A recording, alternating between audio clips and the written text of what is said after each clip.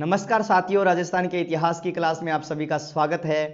तो दोस्तों, अपने राजस्थान का इतिहास उसकी चर्चा कर रहे थे जिसमें अपने मेवाड़ का विस्तृत प्रसिद्ध सुप्रसिद्ध इतिहास चल रहा था, जिसमें अपने मेवाड़ के इतिहास के अंदर जो है वो लास्ट के अंदर जो है अपने राज सिंह की चर्चा कर रहे थे। मैंने आपको राज सिंह के निर्माण कार्य बताए थे। आज अपने राज सिंह के निर्माण कार्य से आगे की चर्चा करेंगे। अब हम जो है राज सिंह में चर्चा करने वाले वो ये है कि राज सिंह और औरंगजेब के बीच किस किस के राज सिंह और औरंगजेब के बीच कटुता के क्या कारण रहे हैं। राज सिंह वर्सेस औरंगजेब, मतलब दोनों की लड़ाइयाँ क्यों हुई, उन लड़ाइयों के कारणों के बारे में अपने चर्चा करेंगे भी। इन दोनों के बीच में संघर्ष जो है वो क्यों माना जाता है। तो इसमें अपने सबसे पहले जो चर्चा करें तो वो ये है कि राज सिंह ने क्या किया कि औरंगजेब का जो पुत्र था जिसका नाम था अकबर, अर्थात शहजादे अकबर, जो कि औरंगजेब का विरोधी था, इस शहजादे अकबर प्लस जोधपुर के राजा जिनका नाम आता है क्या, जिनका नाम था अजीत सिंह। क्या नाम है? अजीत सिंह। और अजीत सिंह के सहयोगी जिनका नाम है दुर्गादास राठौड़। क्या नाम है? दुर्गादास राठौड़। शहजादे अकबर, जोधपुर के अजीत सिंह और दुर्गादास राठौड़ जो है ये सारे के सारे इन सभी को ही शरण दी है। किसने शरण दी है? तो इन सबको शरण देने वाले जो है उनका नाम आता है, क्या नाम था? राज सिंह। इन राज सिंह ने इनको शरण दी है, जो कारण बना, किसका कारण बना है? जो है औरंगजेब और राज सिंह के बीच में कटुता का कारण बना है। दूसरा इसमें कारण माना जाता है औरंगजेब की हिंदू विरोधी नीति। कौन सी? औरंगजेब की हिंदू विरोधी नीति। अर्थात राज सिंह कटु हिंदू धर्मी था और इस औरंगजेब की हिंदू विरोधी नीति मतलब इसने क्या किया, हिंदुओं के मंदिरों को तुड़वाना प्रारंभ कर दिया और उसकी जगह पर जो है मस्जिदें बनाना प्रारंभ कर दी। क्या कर दी? मस्जिदें बनाना प्रारंभ कर दी। जो कि जो औरंगजेब जो है यह जो है हिंदू विरोधी था, इसीलिए राज सिंह जो है और औरंगजेब के बीच में कटुता के क्या माने जाते हैं? कारण माना जाता है। तीसरा, औरंगजेब को राज सिंह के द्वारा, किसके द्वारा? राज सिंह के द्वारा जजिया कर न देना। कौन सा कर? जजिया कर न देना। औरंगजेब के द्वारा राज सिंह जो है औरंगजेब को राज सिंह के द्वारा जजिया कर नहीं देना। जजिया कर क्या होता है दोस्तों? तो अपने जजिया की चर्चा करते हैं। विशेषतः तो जजिया कर क्या होता है कि जो गैर मुस्लिम लोगों से लिया जाने वाला कर है। किसे? गैर मुस्लिमों से लिया जाने वाला कर।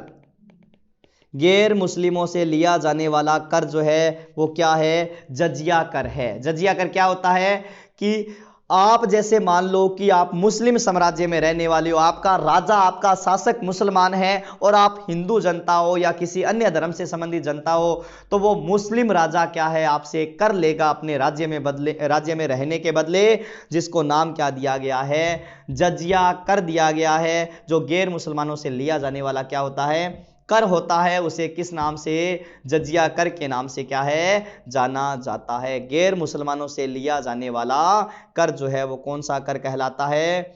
जजिया कर कहलाता है। कौन सा कर कहलाता है? जजिया कर कहलाता है दोस्तों।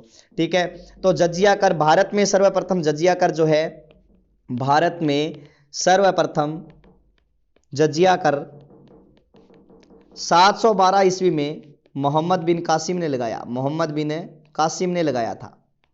712 ईस्वी में सर्वप्रथम जजिया कर किसने लगाया? मोहम्मद बिन कासिम लगाया था भारत के अंदर। ठीक है ना। इसके बाद में भारत में इस कर को स्थायी किसने किया था? तो स्थायी 1206 ईस्वी में कुतुबुद्दीन ऐबक ने कर दिया था। किसने?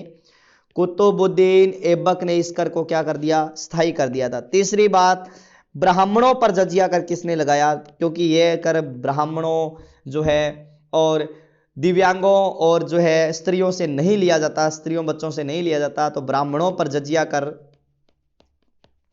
फिरोज शाह तुगलक ने लगाया था। किसने? फिरोज शाह तुगलक ने ब्राह्मणों पर जो है जजिया कर लगाया था। इसके बाद में चौथी बात होती है कि 1564 ईस्वी में इस कर को समाप्त कर दिया था, खत्म कर दिया था किसने? अकबर ने। किसने समाप्त कर दिया? अकबर ने। किंतु 1679 ईस्वी में जजिया कर पुनः लगा दिया था किसने?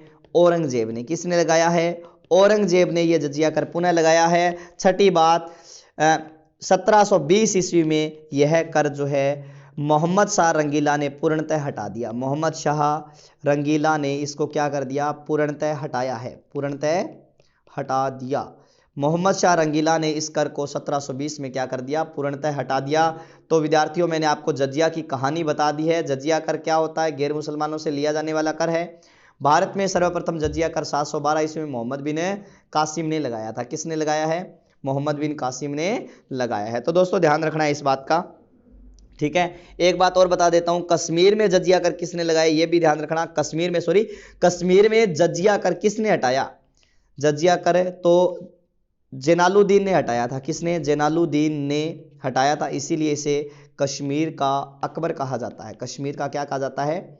अकबर कहा जाता है। और इस जजिया कर को नहीं दिया औरंगजेब को। किसने? तो राजस्थान के प्रसिद्ध शासक राज सिंह ने इस कर को देने से क्या कर दिया था? मना कर दिया था दोस्तों। अब इसके बाद में क्या है? चौथा जो कारण माना जाता है इन दोनों के बीच में कटुता का, वो कारण यह है कि राज सिंह ने चित्तौड़ दुर्ग की, कौन से दुर्ग की? चित्तौड़ दुर्ग की मरम्मत जारी रखी, मरम्मत जारी रखी थी। चित्तौड़ दुर्ग की राज सिंह ने चित्तौड़ दुर्ग की जो है वो मरम्मत जारी रखी थी। ध्यान रखना इस बात का, ठीक है ना। राज सिंह ने चित्तौड़ दुर्ग की जो है वो मरम्मत क्या रखी थी? जारी रखी थी। और क्योंकि इसकी मरम्मत प्रारंभ कर दी थी किसने? तो इसकी मरम्मत जो है वो जगत सिंह ने प्रारंभ कर दी थी। जगत सिंह के समय में इसकी मरम्मत प्रारंभ हो गई थी और इसने इस दुर्ग की मरम्मत जारी रखी। तब बताते हैं कि कौन सी जेब ने, औरंगजेब ने किसको भेजा था? सादुल्ला खां को भेजा था 30,000 की सेना देकर। 30,000 की सेना देकर औरंगजेब ने सादुल्ला खां को भेजा और जितनी भी मरम्मत करवाई गई थी इस दुर्ग की सभी मरम्मत को जो है वापस इसने क्या कर दिया था? तुड़वा दिया था। वापस इसको तुड़वा दिया, ठीक है ना। राज सिंह ने चित्तौड़ दुर्ग की मरम्मत जारी रखी और इस जितनी भी मरम्मत करवाई गई थी इसको क्या कर दिया गया था? औरंगजेब के द्वारा जो है तुड़वा दिया गया था। किसके नेतृत्व में? सेना भेजकर, सादुल्ला खां के नेतृत्व में सेना भेजकर इसको क्या कर दिया गया था? तुड़वा दिया गया था। तो इस बात का आपको विशेषतः ध्यान रखना है। पांचवा रीजन इनके बीच में कटुता का क्या माना जाता है? चारुमती विवाद। कौन सा विवाद माना जाता है? चारुमती विवाद है ऐसे तो ये। चारुमती विवाद लिख देता हूं मैं। चारुमती विवाद मतलब औरंगजेब वर्सेस राज सिंह, औरंगजेब वर्सेस राज सिंह। ये इनके बीच में कटुता का प्रमुख कारण भी यही है, प्रमुख कारण भी यही माना जाता है। हुआ क्या वास्तव में कि राजस्थान का एक जिला है जिसका नाम है अजमेर। अजमेर में एक रियासत थी जिसका नाम था किशनगढ़। वर्तमान के अजमेर में एक रियासत थी प्राचीन समय में जिसका नाम क्या था? किशनगढ़। और किशनगढ़ का एक जो है शासक है जिसका नाम है रूप सिंह राठौड़। क्या नाम है? रूप सिंह राठौड़ है। और ये रूप सिंह राठौड़ जो है, ये रूप सिंह राठौड़ की एक पुत्री है। ये पुत्री को नाम है चारुमती। क्या नाम है? चारुमती। अब क्या हुआ कि आपको पता है कि औरंगजेब का खौफ था। कौन सी जेब का खौफ था? तो औरंगजेब का पूरे भारत में खौफ था। तो इस चारुमती जो है, इस रूप सिंह राठौड़ ने औरंगजेब के खौफ से इस चारुमती का जो विवाह तय कर दिया। किससे?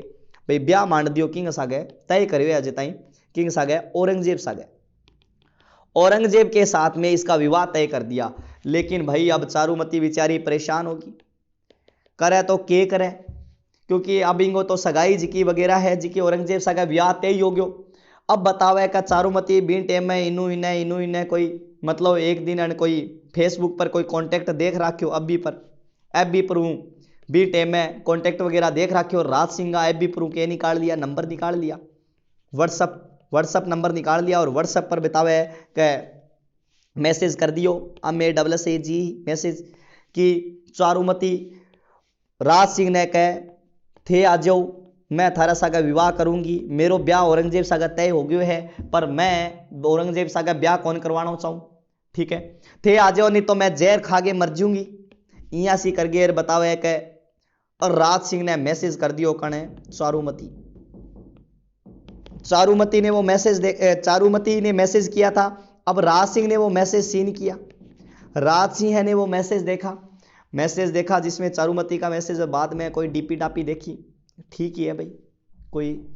अब इसके बाद में जो है राज सिंह जो है वो बारात लेकर जाएगा कहां पर है, बारात लेकर जाएगा कहां पर है, तो कौन सी रियासत है, किशनगढ़, किससे विवाह करने के लिए, चारुमती से। और ये बात को ठा बेरो चालियो किने, औरंगजेब ने। कौन सी जेब ने पतो चालियो, औरंगजेब ने पतो चालियो। तो बतावा है कि औरंगजेब के करियो सेना भेज दी, सेना लेकर चाल पड़ियो की कानी, मेवाड़ कानी। अब मेवाड़ को राजा राज सिंह जी को है वो तो चाल है ब्याह करना है किशनगढ़ कानी, औरंगजेब सेना भेज दी की कानी, मेवाड़ कानी। वो के करे नहीं कह जिको प्रेम में हो जावे सफल, जो प्रेम में हो जाता है सफल वो बारात लेकर आता है, जो प्रेम में हो जाता है विफल वो मायरा और भात लेकर आता है। वो बात थी यहां पर। तब ऐसी स्थिति में इस राज सिंह ने अपने सलुम्बर के ठिकानेदार, सलुम्बर के ठिकानेदार जिसका नाम क्या था, सलुम्बर के ठिकानेदार जिसका नाम आता है, सलुम्बर जो है सलुम्बर प्रांत पड़ता है, इस सलुम्बर का ठिकानेदार था जिसका नाम आता है रतन सिंह चुंडावत। क्या नाम है, रतन सिंह चुंडावत। इस रतन सिंह चुंडावत को कहा कि तू औरंगजेब के विरुद्ध मोर्चा संभालेगा, औरंगजेब से तू लड़ाई तू लड़ेगा, मैं तो जाऊं भाई बारात लेके। अब बेचारो रतन सिंह चुंडावत भी केक रहे, इनको भी 2 दिन पहला ब्याह हो, इसका भी 2 दिन नया इसका भी ताजा ताजा विवाह हुआ था। इसकी पत्नी का नाम क्या था, सलह कंवर या सेल कंवर, सलह या सहज कंवर ये नाम आता है। अभी ताजा ताजा इंगो भी ब्याह हो। अब बेचारो सेना लेके चाल तो पड़े, राजा का आदेश सुन जानो तो पड़सी। गयो देसूरी की नाल पहुंचो, बठे ये युद्ध हुआ था देसूरी की नाल। अब बतावे कि बठे पहुंच गयो, बठे पहुंचने के बाद में इन घरवाली की याद आगी, घरवाली की याद आई, घरवाली की याद आई तो इसने किसी सैनिक को भेजा कि जा रे जाओ घरवाली के पास से हमारी पत्नी आपकी महारानी से जो है कोई न कोई क्या लेकर आओ, निशानी लेकर आओ, निशानी लेकर आओ। तब बताते हैं कि पत्नी समझ गई थी कि ऐसे तो वो युद्ध लड़ नहीं पाएगा, इसीलिए इसने पत्नी सहज कंवर या सलह कंवर ने अपना शीश काट कर उस सैनिक को दे दिया था, शीश काट कर दे दिया कि ये निशानी के रूप में जो है ये शीश जो है वो किसके पास ले गए थे, रतन सिंह चुंडावत के पास में। तो ये हाड़ी रानी थी जिसका नाम था सलह कंवर, जिसने अपना शीश काट कर दे दिया, रतन सिंह चुंडावत के पास ले गई। और रतन सिंह ने इस शीश को बताते हैं कि अपने गले में धारण किया था, गले में धारण किया। और युद्ध भूमि में जो देसूरी की नाल का युद्ध हुआ था सन जो है 64 ईस्वी में हुआ था, ये सन 1764 ईस्वी में देसूरी की नाल का युद्ध हुआ था। इस युद्ध में जो है 1664 ईस्वी में हुआ था ये युद्ध, 1664 ईस्वी में ये युद्ध हुआ था। इस युद्ध में देसूरी के नाल के इस युद्ध में बताते हैं कि लड़ते हुए रतन सिंह चुंडावत जो है वो क्या हो जाते हैं, वीर गति को प्राप्त हो जाती हैं। लेकिन रतन सिंह चुंडावत की जो सेना है वो सेना क्या हो गई थी, विजित हो गई, विजित हो गई अर्थात जीत गई थी। रतन सिंह चुंडावत की सेना जीत गई थी, लेकिन ये रतन सिंह चुंडावत जो है इस युद्ध में वीर गति को प्राप्त हो गए थे।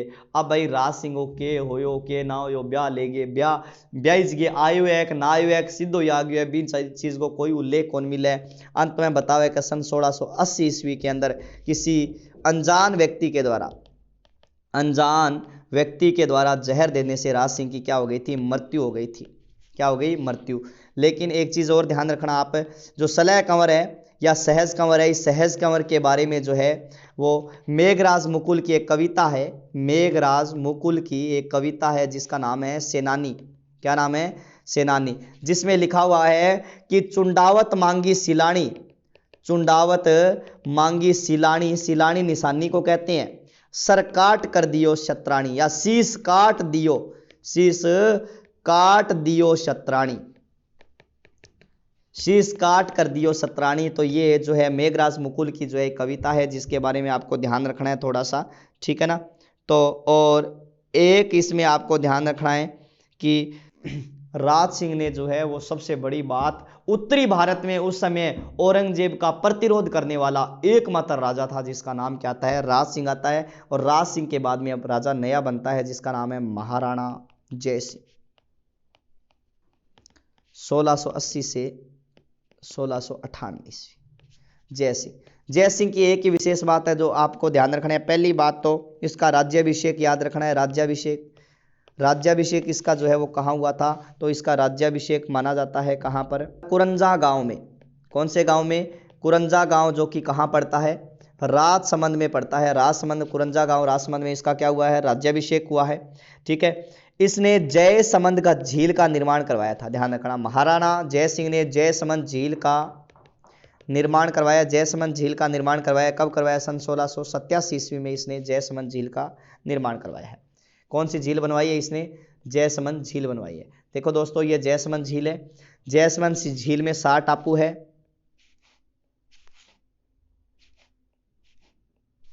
जयसमंद झील में 7 टापू है। बड़े टापू का नाम है बाबा का भागड़ा, बाबा का भागड़ा, और छोटे टापू का नाम है, सबसे छोटे का नाम है प्यारी। क्या नाम है? प्यारी। यहाँ के स्थानीय निवासी भील व मीणा जाति के जो लोग हैं वो इसको ढेबर झील के नाम से जानते हैं। कौन सी झील है? ढेबर झील के नाम से जानते हैं। और यह झील भी गोमती नदी के पानी को रोककर बनाई गई है। कौन सी नदी के पानी को रोककर? गोमती नदी के पानी को रोककर जो है बनाई गई है। इसमें भी श्यामपुरा और भाट नाम से 2 नहरें निकाली गई है। श्यामपुरा और भाट नाम से जो है इसमें क्या निकाली गई है?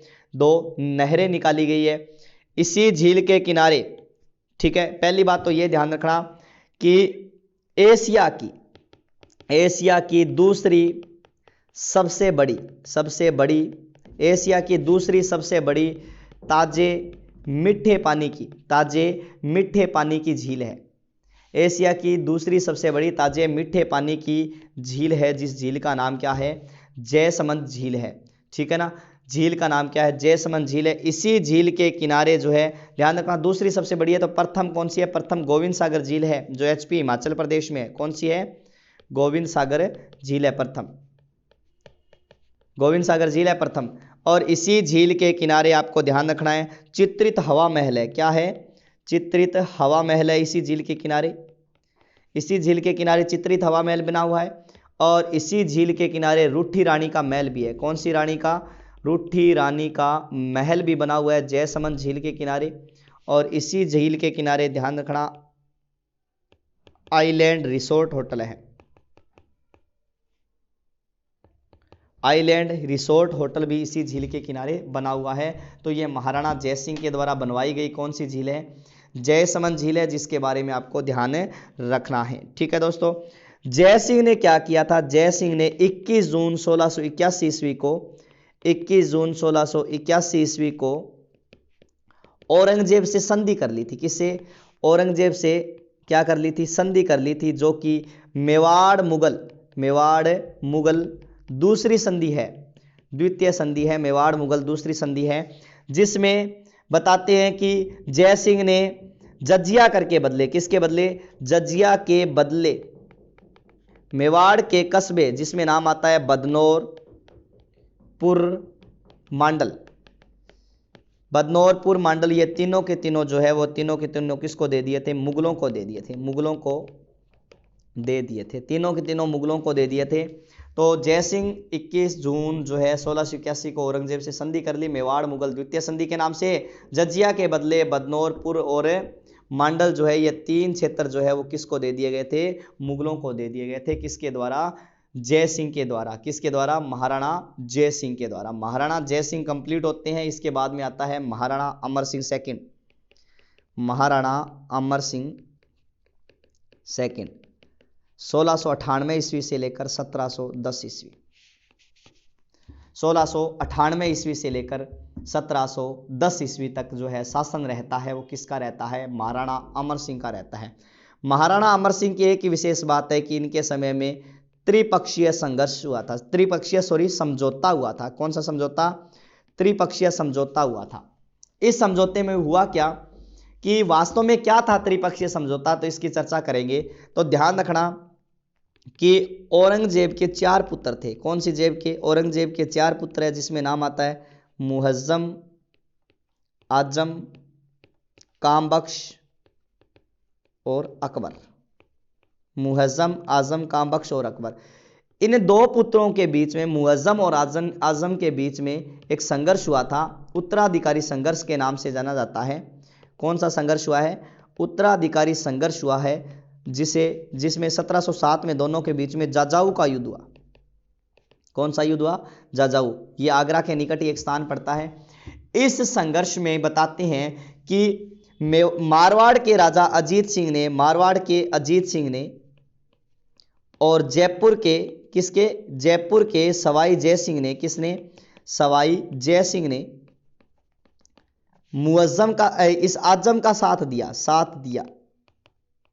ठीक है, भी मारवाड़ के अजीत सिंह और जयपुर के सवाई जय सिंह ने किसका साथ दिया?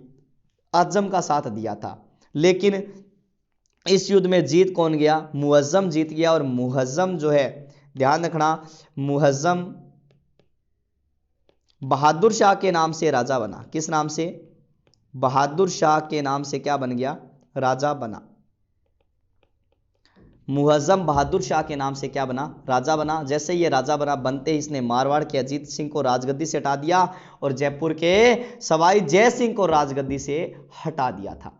तब बताते हैं कि दोनों एक दिन आपस में मिले कि भाई अपने तो राजा तो है ही नहीं, अपनी कोई वैल्यू तो है ही नहीं, इन वास्ते बतावे का दोनों मिल गए। की कर गया? मेवाड़ के राजा महाराणा अमर सिंह द्वितीय के पास गए। तब इन तीनों के बीच में यह त्रिपक्षीय संघर्ष होता है, त्रिपक्षीय समझौता होता है। यह समझौता देबारी नामक स्थान पर हुआ था। कौन से स्थान पर?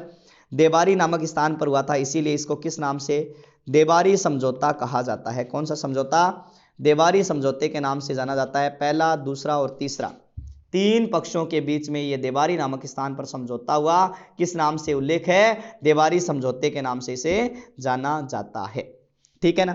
तीन पक्ष कौन कौन से हैं? मेवाड़, मारवाड़ और तीसरा कौन सा है? आमेर।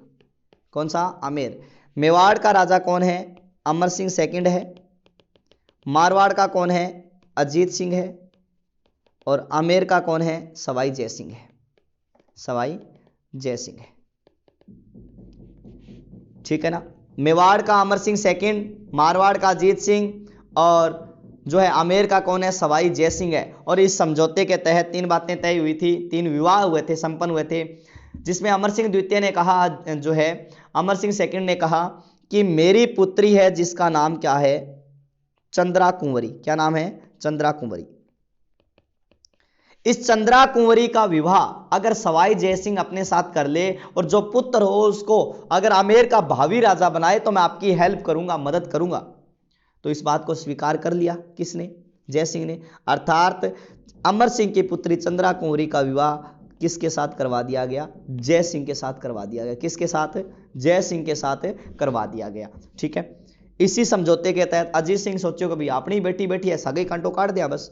और अजीत सिंह की एक पुत्री थी जिसका नाम क्या था? सूरज कुंवरी। क्या नाम है? सूरज कुंवरी। तो इस सूरज कुंवरी का विवाह भी किससे करवा दिया? जय सिंह। अब जय सिंह है तो दोनों तम लाडू देखो थे।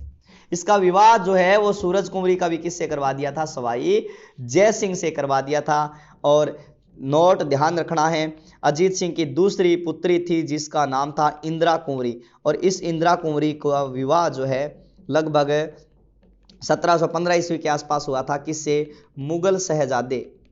मुगल शहजादे फरुख शियर से हुआ था। फरुख शियर से हुआ था। तो मतलब एक तरह से यह समझौता जो है वो तीन विवाह है। इसे चंद्रा कुंवरी का सवाई जय सिंह से, सूरज कुंवरी का विवाह भी सवाई जय सिंह से, इंदिरा कुंवरी का विवाह जो है मुगल शहजादे किससे हुआ था? फरुख शियर के साथ में हुआ था। तो इस बात का ध्यान रखना। इसी के साथ ही आपके त्रिपक्षीय संघर्ष कंप्लीट। त्रिपक्षीय संघर्ष नहीं है, बार बार नाम आ रहा है, संघर्ष त्रिपक्षीय समझौता कंप्लीट, जिसे देवारी समझौते के नाम से भी जाना जाता है। त्रिपक्षीय संघर्ष अपने जो है गुज्जर प्रतिहारों में पड़ा था, ध्यान रखना। तो महाराणा अमर सिंह के द्वितीय के समय त्रिपक्षीय समझौता हुआ था, देवारी समझौते के नाम से जाना जाता है। अब इसके बाद में अमर सिंह ने बताते हैं कि राजा को कहा था बहादुर शाह जी को कि इनको राजा बना दीजिए। तब बहादुर शाह ने कहा था, बहादुर शाह प्रथम ने कहा था कि अरे मेरे को माफी मांग लियो, राजा तो मैं थाने भी ही बना दें, तो आप माफी मांग लेते, राजा तो मैं आपको वैसे ही बना देता। तो इस तरह से ये बातें जो है इसमें तय हुई थी। तो आगे इसके बाद में राजा बनता है जिसका नाम है संग्राम सिंह द्वितीय। राणा संग्राम सिंह सेकंड, संग्राम सिंह है द्वितीय, ये राजा बनता है। तो राणा संग्राम सिंह द्वितीय राजा बनता है, जो लगभग रहते हैं सन 1710 ईस्वी से लेकर, कहां से? सन 1710 1710 ईस्वी से लेकर 1734 ईस्वी तक क्या रहते हैं, यहाँ के शासक रहते हैं। 1710 से 1734 तक राणा संग्राम सिंह सेकंड यहाँ के क्या रहते हैं, राजा रहते हैं। संग्राम सिंह के समय की मुख्य बात तो यही है कि इनके समय में फतेह सागर झील के किनारे, किसके किनारे, फतेह सागर झील के किनारे सहेलियों की बाड़ी का निर्माण करवाया गया था। शाही कन्याओं के भ्रमण हेतु सहेलियों की बाड़ी का निर्माण करवाया गया था। किसका निर्माण करवाया गया, सहेलियों की बाड़ी का निर्माण करवाया गया था शाही कन्याओं के भ्रमण हेतु, ठीक है ना। शाही परिवार की जो भी कन्याएं थी इनका भ्रमण हेतु सहेलियों की बाड़ी का निर्माण करवाया गया, ठीक है। दूसरी बात, इन्होंने हुरड़ा सम्मेलन की अध्यक्षता की थी। हुरड़ा सम्मेलन मैं आपको जयपुर में बता चुका हूं कब हुआ है, 17/7/1734 ईस्वी को भीलवाड़ा में। कहां पर, भीलवाड़ा में पड़ता है ये स्थान, भीलवाड़ा में हुरड़ा नामक स्थान पर हुरड़ा सम्मेलन का आयोजन किया गया था। इस सम्मेलन की अध्यक्षता हेतु इनको चुना गया था, अध्यक्षता हेतु चुना गया, लेकिन जनवरी सन 1734 में इनकी क्या हो गई थी, मृत्यु हो गई। इसीलिए इनकी अध्यक्षता, हुरड़ा सम्मेलन की अध्यक्षता किसने की, जगत सिंह ने की थी, ठीक है ना। इनके पुत्र जगत सिंह ने की थी, ठीक है ना। इन्हीं के समय, इन्हीं किनके समय, राणा संग्राम सिंह के समय कलीला दमना का चित्रण किया गया था। कलीला दमना ये चित्र है, इसका जो है वो क्या किया गया, चित्रण किया गया था। इन्होंने, संग्राम सिंह द्वितीय ने ही पिछोला झील के किनारे शीतला माता के मंदिर का निर्माण करवाया था। शीतला माता का मंदिर बनवाया, ठीक है ना। इन्होंने ही वैद्यनाथ सिसारमा गांव में, कौन से गांव में, सिसारमा गांव में वैद्यनाथ का विशाल मंदिर बनवाया था। वैद्यनाथ का मंदिर बनवाया, ठीक है। और यहीं पर सन 1719 में वैद्यनाथ प्रशस्ति अंकित करवाई, वैद्यनाथ प्रशस्ति अंकित करवाई, ठीक है ना। इन्होंने जो है संग्राम सिंह द्वितीय को यह सम्मेलन की अध्यक्षता के लिए चुना गया, बता ही दिया। 1734 में इनकी क्या हो गई, 1734 ईस्वी में मृत्यु हो गई थी इनकी, ठीक है ना। 1734 में मृत्यु हो गई थी। और कर्नल टोड ने इनके बारे में लिखा है, कर्नल टोड ने लिखा है कि बप्पा रावल की गद्दी का गौरव बचाने वाला मेवाड़ का अंतिम राजा यही था। क्या लिखा है कि बप्पा रावल की गद्दी का गौरव बचाने वाला, गद्दी का गौरव बचाने वाला मेवाड़ का अंतिम राजा यही था, मेवाड़ का अंतिम शासक यही था। बप्पा रावल की गद्दी का गौरव बचाने वाला मेवाड़ का अंतिम शासक यही था। तो ये नाम आता है किसका, राणा संग्राम सिंह सेकंड का, ठीक है दोस्तों। इसके बाद में नए शासक बनते हैं जिनका नाम है राणा जगत सिंह सेकंड, जगत सिंह है द्वितीय, 1734 से 1751, 1734 से 1751 राणा जगत सिंह। ध्यान रखना, जगनिवास महल का निर्माण करवाया था इन्होंने। किसका निर्माण करवाया है, जगनिवास महल का निर्माण करवाया, जगनिवास महल का निर्माण करवाया है। और यह कौन सी झील में है, पिछोला झील में है, का निर्माण करवाया, ठीक है ना। जगनिवास महल का निर्माण करवाया। हुरड़ा सम्मेलन की अध्यक्षता की, हुरड़ा सम्मेलन की अध्यक्षता की। और इनके जो दरबारी कवि हैं, दरबारी कवि में नाम आता है नेकराम।